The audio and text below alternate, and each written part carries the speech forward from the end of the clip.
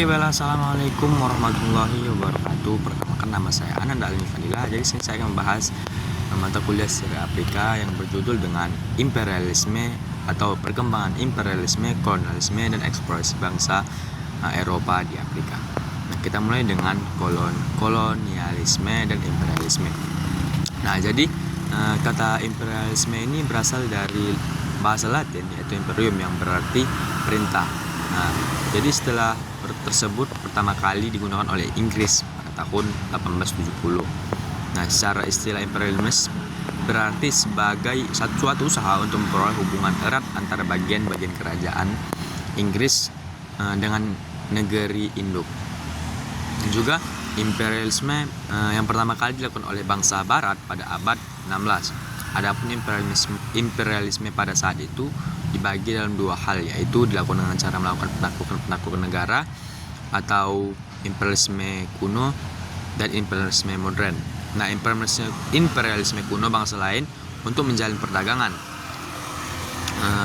Untuk kegunaannya, imperialisme kuno hanya mengambil barang mentah tanpa menyajikan, dilakukan dengan ekspansi negara lain. Nah, jadi adapun yang menjadi balasan barang jadi pada negeri jajahan. Imperialisme juga banyak sasaran mereka adalah negara-negara di kawasan Asia, Australia, dan pelopor dari Perancis kuno adalah negara Portugis dan Spanyol Amerika. Nah, sedangkan imperialisme modern yang dipelopori oleh Inggris tersebut, mereka telah berhasil melakukan revolusi industrinya yang diikuti oleh negara-negara kapitalis lainnya seperti Jepang dan Amerika Serikat. Jadi mereka dilakukan untuk memenuhi kebutuhan industri. Itu dia imperialisme modern, untuk memenuhi kebutuhan industri dan modal yang surplus dengan cara eksploitasi. Nah, dalam bahasa mudahnya, imperialisme modern adalah negara yang melakukan imperialisme menjadikan negara jajahan sebagai negara pemasaran hasil industri mengalami surplus. Nah, yang kedua itu adalah politik kolonial bangsa-bangsa Eropa di Afrika. Jadi seperti halnya dengan Prancis, kedudukan Inggris di Afrika sebagai penguasa kolonial pada waktu sebelum Perang Dunia Kedua. Jadi sangat menonjol sekali. Jadi kedua negara ini percaya bahwa mereka akan menguasai Afrika untuk waktu yang tidak terbatas, tapi kebalikannya. Dan juga ada konsep politik kolonial Inggris.